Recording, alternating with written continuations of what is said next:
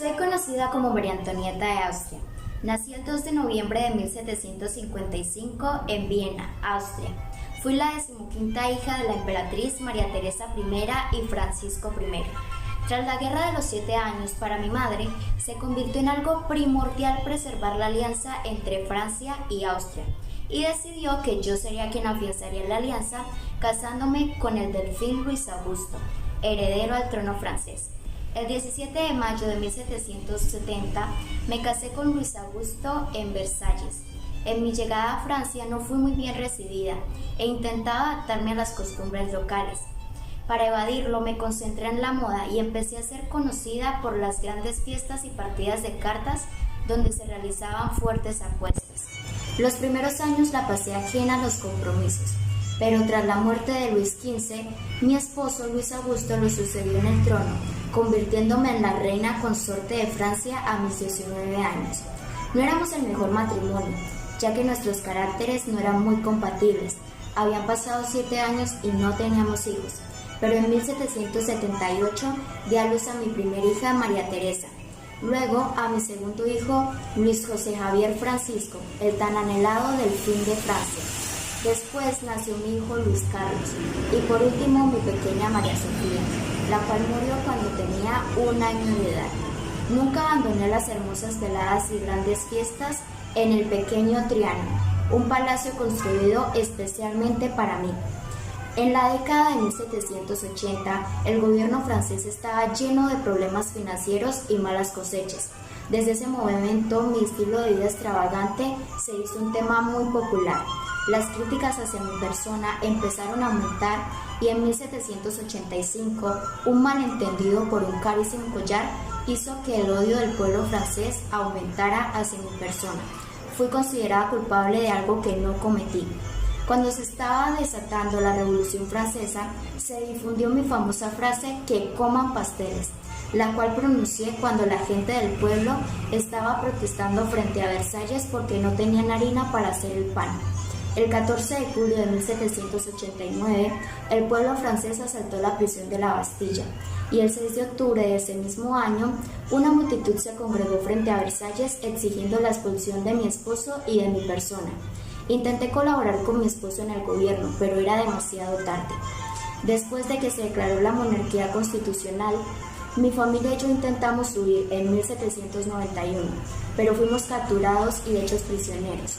En 1792, el pueblo exigió la renuncia de mi esposo, el rey, y un mes después se declaró la República Francesa. Tras la muerte de Luis Augusto, fui separada de mis hijos y recluida, sometiéndome a crueles interrogatorios. 9 meses después, fui declarada culpable de alta traición y condenada a morir en la guillotina el 16 de octubre de 1793. Compañeros, mi nombre es Josué Camilo Ulloa Gómez del grado 803, jornada mañana. Hoy les vengo a presentar la vida y obra de George Washington. George Washington nació el 22 de febrero de 1732 en la colonia británica de Virginia. Su padre se llamó Augustine Washington, el cual era dueño de una plantación. Lastimosamente murió a la corta edad de George Washington de los 11 años, legándole así la plantación al medio hermano mayor de George Washington, Lawrence.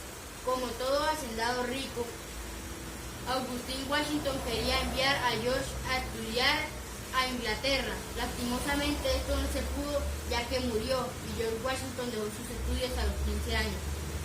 A los 17 años, George Washington recibe el nombre de agrimensor en la colonia británica de Virginia en Culpeper.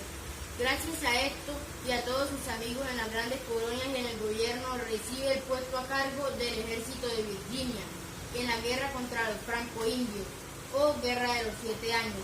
George Washington en 1754 recibe un incentivo o un premio a su valentía y liderazgo. En 1759 se casó con la viuda Martha Dandridge, la cual era una viuda adinerada con 2 hijos. Se estableció en Mount Vernon, en el cual fue reconocido como un hombre trabajador para mantener sus 5 granjas.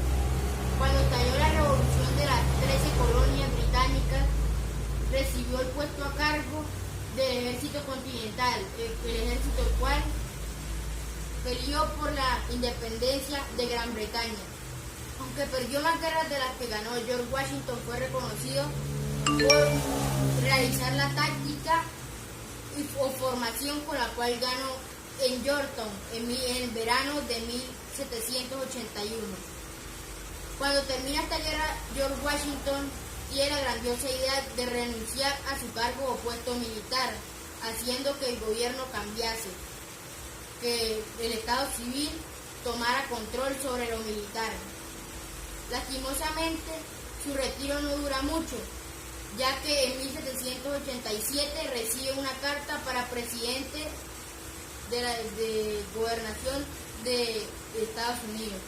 Gracias a su conocimiento y su liderazgo, esto pudo hacer la redactación de la Constitución de los Estados Unidos, que esto sea la base para un gobierno o haciendo el gobierno más viejo con 200 años de existencia.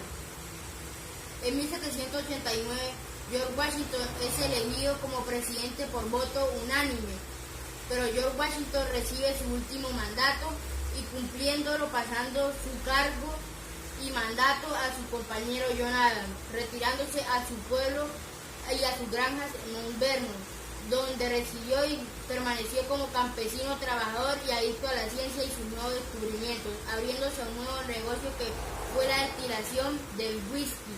Lastimosamente, muere el 14 de diciembre de 1799 por una infección en la garganta. George Washington fue conocido como el hombre del billete de $1.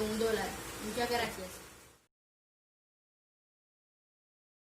Buenos días, mi nombre es Napoleón Bonaparte, fui el primer cónsul y emperador de Francia. También fui militar y estadista francés. Nací en Ajaccio, en la isla de Córcega, en Francia, en el año 1769 y morí en la isla de Santa Elena, en el Reino Unido, en el año 1821.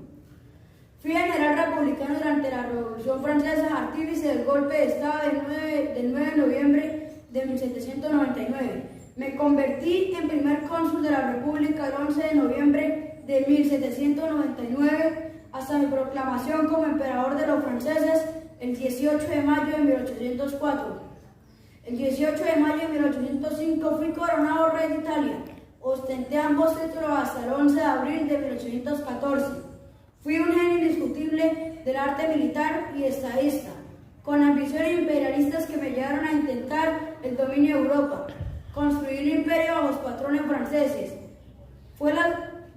Fijé las grandes conquistas de la Revolución Francesa en 1789 a 1799.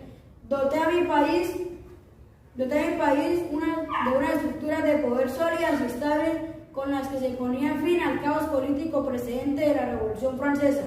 Mi grandeza se encuentra en dos pilares fundamentales: mi innegable genio militar y mi capacidad para sustentar un sistema de gobierno en principios comúnmente aceptados por la mayoría de los franceses.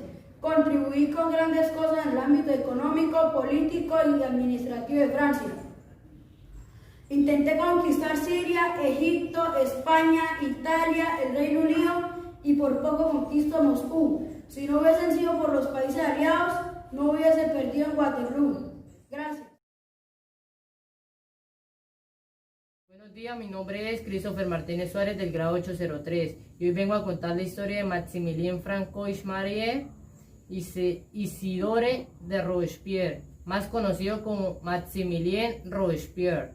Nació en Arras el 6 de mayo de 1758. Murió en París el 28 de julio de 1794. Fue abogado, escritor, orador y político francés, apodado el Incorruptible. ¿Por qué le decían el Incorruptible? Porque no se dejaba sobornar de nadie. Principal figura de la Revolución Francesa. Los padres de Maximilien son Francois de Robespierre y Jacqueline Marguerite. Huérfano de madre a los 9 años. Realizó sus estudios gracias a las becas. Estudió en el colegio Luis el Grande en París y la Escuela de Leyes, graduado en París en 1781. Fue defensor de las teorías sociales del filósofo francés Jean-Jacques Rousseau.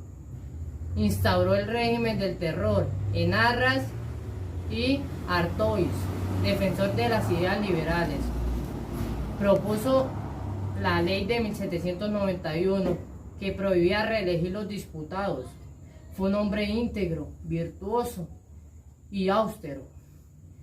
Robespierre culminó su obra poniendo a salvo el régimen revolucionario. Esto trajo inicio de su caída. Fue juzgado por sus propios métodos. Fue llevado a la guillotina junto con sus 20 de sus partidarios. Esto sucedió en la Plaza de la Revolución. De esta manera se puso fin al terror, dando paso a un periodo de cambio hacia posiciones modernas. Robespierre murió a sus 36 años. Una frase de Robespierre: los países libres son aquellos en los que son respetados los derechos del hombre y donde las leyes consiguientes son justas. Maximilien Robespierre. Muchas gracias.